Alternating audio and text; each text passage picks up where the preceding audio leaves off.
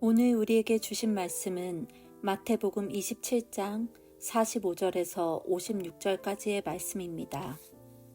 제6시로부터 온 땅에 어둠이 임하여 제9시까지 계속되더니 제9시쯤에 예수께서 크게 소리질러 이르시되 엘리 엘리 라마 사박다니 하시니 이는 곧 나의 하나님 나의 하나님 어찌하여 나를 버리셨나이까 하는 뜻이라. 거기 섰던 자 중 어떤 이들이 듣고 이르되 이 사람이 엘리야를 부른다 하고 그 중에 한 사람이 곧 달려가서 해면을 가져다가 신 포도주에 적시어 갈대에 꿰어 마시게 하거늘 그 남은 사람들이 이르되 가만두라 엘리야가 와서 그를 구원하나 보자 하더라. 예수께서 다시 크게 소리 지르시고 영혼이 떠나시니라.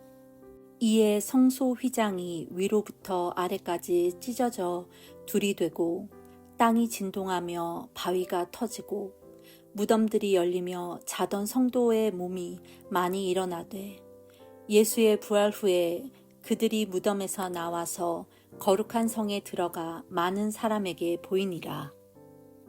백부장과 및 함께 예수를 지키던 자들이 지진과 그 일어난 일들을 보고 심히 두려워하여 이르되 이는 진실로 하나님의 아들이었도다 하더라.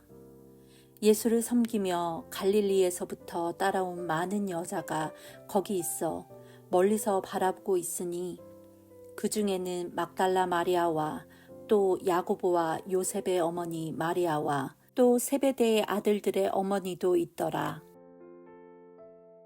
하나님의 은혜가 함께하기를 소망합니다. 이소 목사입니다. 마태복음 27장 45절부터 56절의 말씀, 십자가 죽음 앞 진실한 신앙 고백이라는 주제로 함께 주님의 말씀을 보겠습니다. 사랑하는 성도 여러분, 사람은 위기의 순간에 진짜 모습이 드러납니다. 평소에는 믿음이 있는 것처럼 보일 수 있습니다. 그런데 정말 중요한 순간, 내 기대와 다르게 하나님이 일하시는 것처럼 보이는 순간, 바로 그 순간이 오면 그때 우리의 신앙이 무엇으로 세워져 있는지가 드러납니다. 예수님의 십자가 현장도 그랬습니다. 십자가 앞에서는 조롱하던 자들이 있었고 구경하던 자들이 있었고 도망간 자들이 있었고 그리고 끝까지 남아 있었던 자들이 있었습니다.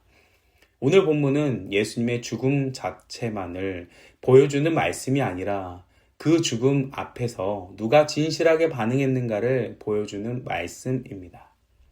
오늘 이 말씀을 통해 우리의 신앙도 점검해 보기를 원합니다.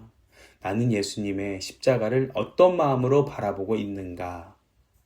오늘 말씀을 통해 예수님의 죽음이 나와 어떤 관계가 있는지, 그리고 그 십자가 앞에서 우리가 어떤 믿음으로 서야 하는지를 함께 깊이 묵상하기를 원합니다. 예수님께서는 하나님의 뜻에 끝까지 순종하시며 십자가 위에서 죽음을 맞이하셨습니다. 예수님은 자신을 구원하기 위해 어떤 능력도 사용하지 않으셨습니다.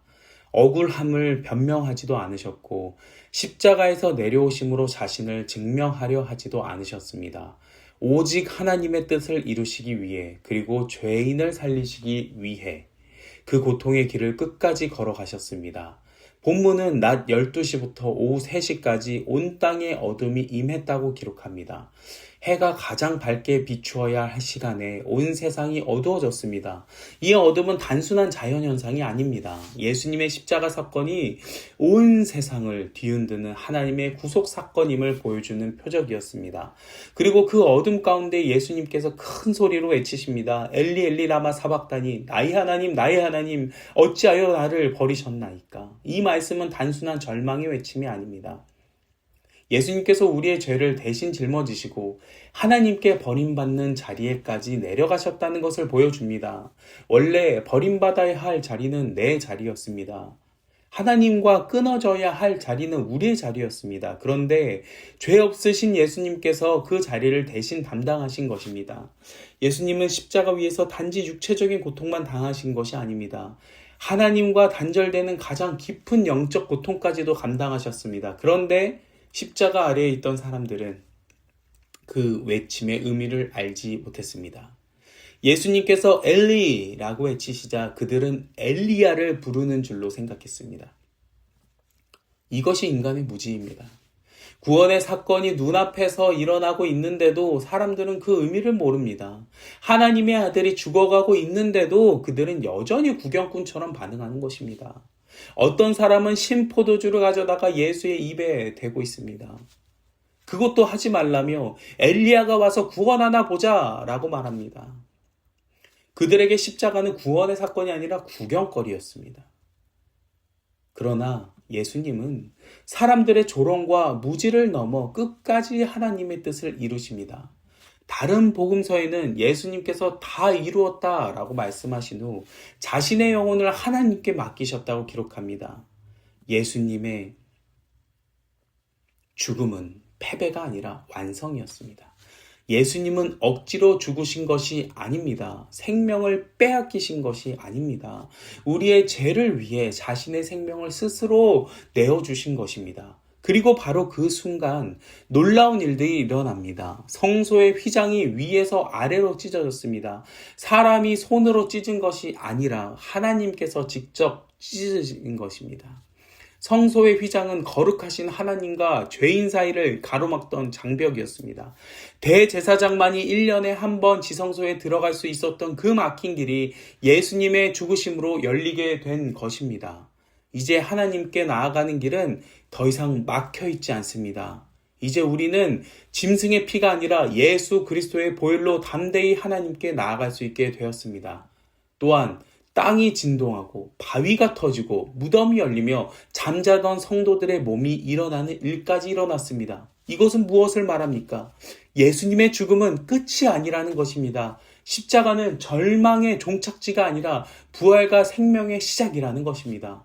세상은 십자가를 실패로 보았지만 하나님은 십자가를 통해 죽음을 깨뜨리고 생명의 문을 여셨습니다. 사랑하는 성도 여러분, 우리가 예수님의 십자가를 바라볼 때 반드시 기억해야 합니다. 예수님의 죽음은 단지 한 의인의 비극적인 죽임이 아닙니다. 그것은 죄인이 하나님께 다시 나아갈 수 있도록 하신 구원의 문입니다. 우리가 죄사함을 받고 하나님과 화목하게 되고 영원한 생명의 소망을 가지게 된 것은 오직 예수 그리스도의 십자가 때문입니다. 그러므로 십자가는 우리 신앙의 중심이며 우리 구원의 출발점입니다. 예수님께서 숨을 거두시고 그 놀라운 일들이 일어났을 때 가장 먼저 반응한 사람들 중 하나가 바로 백부장과 그와 함께 예수님을 지키던 로마 군인들이었습니다. 그들은 예수님의 죽음을 지켜보며 심히 두려워하였습니다. 그리고 이렇게 고백합니다. 이는 진실로 하나님의 아들이었도다. 이 고백은 매우 놀랍습니다. 왜냐하면 이 사람들은 유대인이 아니었기 때문입니다. 율법을 잘 아는 사람들도 아니었고 메시아를 오래 기다려온 사람들도 아니었습니다. 그들은 이방인이었습니다. 그들은 로마 군인이었습니다. 예수님을 십자가에 못 박는 일을 수행하던 그 사람들이, 그런데 바로 그들이 십자가 앞에서 진실을 보게 된 것입니다. 예수님의 제자들은 이미 도망갔습니다. 종교 지도자들은 예수님 보며 조롱했습니다. 수많은 무리들은 무지했습니다. 그런데 십자가 아래에서 이방인 백부장이 예수님은 진실로 하나님의 아들이라고 고백합니다. 이것은 너무나도 중요한 장면입니다. 세상이 붙들고 있던 모든 권력과 논리, 모든 인간적인 기준과 자랑이 십자가 앞에서 무너진 것입니다. 로마 제국은 가이사르를 신적인 존재처럼 높였지만 진짜 하나님의 아들은 권좌 위가 아니라 십자가 위에 계셨습니다. 힘으로 세상을 다스리는 자가 아니라 자신을 내어주심으로 죄인을 살리시는 분이 참된 왕이셨습니다. 사랑하는 성도 여러분, 십자가는 언제나 우리의 잘못된 기준을 무너뜨립니다. 세상은 힘 있는 사람을 높이고 성공한 사람을 존귀하게 여기고 자기 자신을 지키는 사람을 지혜롭다고 말합니다. 그러나 십자가는 말합니다. 진짜 영광은 자기를 비우는 데 있고 진짜 승리는 자기를 내어주는 데 있으며 진짜 생명은 예수 그리스도 안에 있다고 말합니다. 또한 본문은 십자가 곁에 끝까지 남아있던 사람들을 보여줍니다. 멀리서 바라보고 있었지만 그 자리를 떠나지 않았던 여인들이 있었습니다. 막달라 마리아, 야고보와 요셉의 어머니 마리아, 그리고 세베대의 아들들의 어머니가 있었습니다. 이들은 갈릴리에서부터 예수님을 따르며 섬기던 사람들이었습니다. 예수님의 공생의 내내 말씀을 듣고 사역을 돕고 함께 걸었던 사람들이었습니다. 이들은 사람들 앞에서 크게 드러난 인물들은 아니었습니다. 제자들처럼 이름이 자주 언급되던 사람들도 아니었습니다. 그러나 가장 어두운 순간에 가장 가까이 남아있던 사람들이었습니다. 이것이 진실한 신앙입니다. 진실한 신앙은 주님이 영광 가운데 계실 때만 따르는 것이 아닙니다. 기적이 있을 때만 따르는 것이 아닙니다. 내가 원하는 방식으로 하나님이 일하실 때만 따르는 것도 아닙니다. 진실한 신앙은 이해되지 않는 순간에도, 눈물이 나는 순간에도, 아무것도 할 수 없는 순간에도 주님 곁을 떠나지 않는 것입니다. 그리고 놀랍게도 이 여인들은 예수님의 죽음을 가까이서 지켜보았을 뿐 아니라 훗날 부활의 소식을 가장 먼저 듣고 부활의 주님을 가장 먼저 만나게 되는 은혜도 누리게 됩니다. 왜 그렇습니까? 십자가를 외면하지 않는 자가 부활의 영광도 경험하게 되기 때문입니다. 할렐루야! 사랑하는 성도 여러분, 예수님의 십자가가 내 마음에 깊이 새겨질 때 우리의 삶은 달라집니다. 이전에는 쉽게 화내던 사람이 참게 됩니다. 이전에는 용서하지 못하던 사람이 용서하게 됩니다. 내가 옳다는 것을 끝까지 붙들던 사람이 십자가 앞에서 자신을 내려놓게 됩니다. 왜냐하면 십자가는 나를 변화시키는 능력이 있기 때문입니다. 믿으십니까? 십자가는 단지 천국 가게 해주는 사건에서 끝나지 않습니다. 십자가는 오늘 내 삶을 바꾸는 능력입니다. 가정, 직장, 공동체, 사람들과의 관계 속에서 내 안에 여전히 살아있는 분노, 교만, 상처, 자기중심성, 미움, 이 모든 것들이 십자가 앞에서 다루어지기 시작합니다. 예수님께서 다 이루었다고 말씀하셨을 때 그것은 단지 구약의 말씀의 그 예언의 성취만을 의미하지 않습니다. 하나님께서 사랑하시는 자녀들을 위해 구원의 길을 완성하셨다는 선언이었습니다. 하나님과 화목할 수 있는 길을 여셨다는 선언이었습니다.